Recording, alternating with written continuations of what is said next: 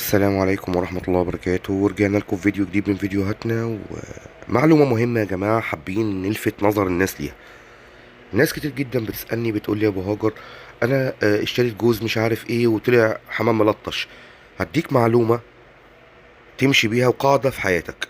اي حمام مرسوم، اي حمام مرسوم وارد يجيب ملطش عادي جدا يعني.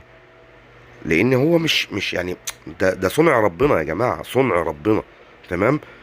فخد بالك لو انت عندك نفخات عادي ممكن تلاقي نفخات جايبه كتف سايح. شخشولي عادي يجيب برضو ملطش. انجليزي يجيب ملطش، مودينا يجيب ملطش. فالقاعده اللي تحطها قدام عينيك ان اي حمام مرسوم عادي وارد يجيب ملطش.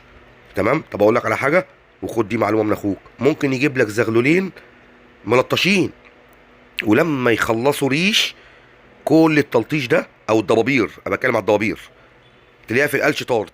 اه والله العظيم وحصلت معانا. تلاقي في القلش طارت. طيب ممكن يجيب لك حمام زغاليل مرسومين ورقه وقلم ولما يكبروا ويقلشوا تلاقيهم دباروا. فالفرخ رزق. الفرخ رزق. اهم حاجه عندنا التقليب والمواصفات واللون ورسمه الجته. تمام.